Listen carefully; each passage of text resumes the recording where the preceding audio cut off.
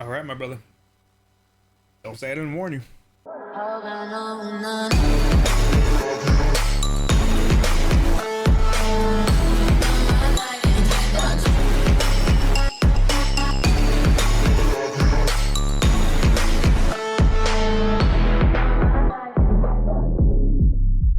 All right, ladies and gentlemen, so today we are going to slap down yet another pro-choice argument, if you even want to call it an argument. We'll go over it, and then I'm going to break it up bit by bit, and I'm going to slap every single talking point down because that's all it is. Humans don't gain consciousness until around 30 weeks of being born. By killing a baby before it's even born does not harm anything at all. Now, I want you guys to acknowledge the fact that he's even admitting that you're killing a baby, but it doesn't harm anything at all. Okay, if you want to prove that you think it's a bad idea to get rid of the baby, then you go out and adopt a child. If a mother is unable to care for a child, then she should have the full right to get rid of it before it causes more problems in her life. By banning legal abortions, you are also forcing women to use way more dangerous and way more harmful methods of aborting, which is in most cases leads to the woman's death. This isn't even mentioning the cost of giving birth in America, since the government just does not care at all. An average birth would cost $13,000, not including any extra fees that the hospital can make up on the spot if they do choose. An abortion, $500, and not having to raise a child.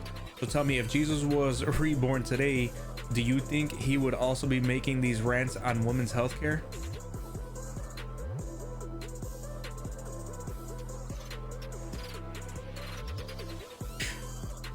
The saddest part is he actually believes this crap. So we're gonna go ahead and break up this first tidbit right here, guys. Humans don't gain consciousness until around 30 weeks of being born. By killing a baby before it's even born does not harm anything at all. Number one, wrong. Regardless of whether you think a baby has consciousness at 30 weeks inside the womb, 30 weeks after they're born, there's people who want to say that it's not a life because it doesn't have brain activity. There's others that say it's not a life because it doesn't have a heartbeat. There's others that say it doesn't have a life because it's not breathing yet. Either way it goes, you cannot negate the fact that it is a life from the moment of conception. At the moment a new genetic code is formed, that is a life. Your random and arbitrary prerequisites as to when it is a life doesn't mean a damn thing. And I'm going to tell you why. Almost a century ago, there was an individual by the name of Adolf Hitler. He had very similar prerequisites for what mattered and what was and wasn't life. He decided that if you weren't blonde hair with blue eyes, then you just weren't part of the master race. And if you weren't part of the master race, that made you a subhuman. And who did he target most out of all these categories of what he thought were subhumans? The Jewish people. One of the most culturally diverse and strong people in the world, he decided weren't people. So if we're going by subjective morality as to what you think a person is or when it is, then that would make sense, except it doesn't freaking matter what the hell you think about when a life is a life. I don't want to hear about heartbeats or brain activity or consciousness or breathing or when it isn't breathing. I don't want to hear about any of it. It's a life when it's a life because God says it's a life then. So your prerequisites mean nothing. Moving on. If you want to prove that you think it's a bad idea to get rid of a baby, then go out and adopt a child. Number two, you're wrong. You made the decision to get pregnant. Over 99% of women get rid of babies because they just don't want to deal with it. It has nothing to do with being assaulted or incest or anything like that. So let's cut the crap already. Let's stop acting like this is such a big deal about the way that women are treated and how they get pregnant. They get pregnant because they weren't careful.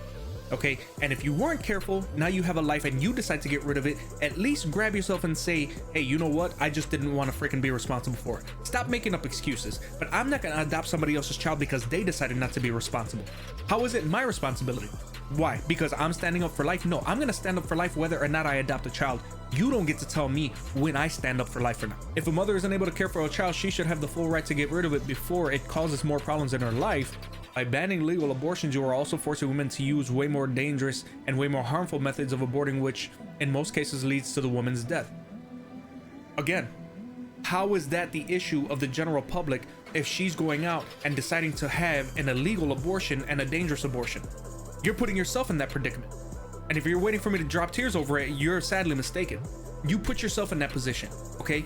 You would be incredibly surprised how easy it is not to get pregnant.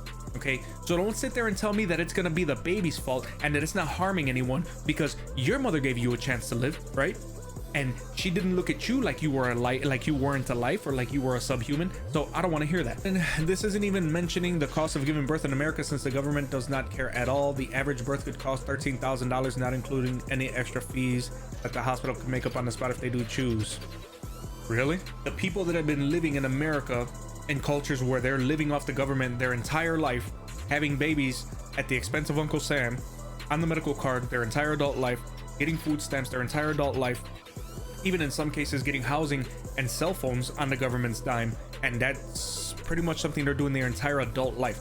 You're telling me that the government doesn't care when there are millions of people being supported by tax assisted programs in this country every single day, and whatever doesn't come out at the cost of the government, the hospital has to eat that cost? Because anybody who doesn't have the means financially to pay for their own insurance or have a job that provides them insurance, guess what?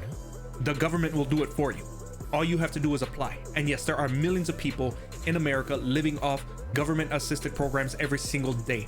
So you are 100% wrong on that, just like you are on everything else. An abortion, $500 and not having to raise a child. Okay, so you're admitting that you just can't be bothered to be responsible for your actions. Got it. Okay, so it's better because it's $500. You're killing someone, but you don't have to raise a child because you couldn't be bothered to keep your legs closed. Oh, I got you. Okay, here we go. Now, if Jesus were, and this is the most disgusting out of the entire comment. If Jesus was reborn today, do you think he would be making these rants on women's healthcare?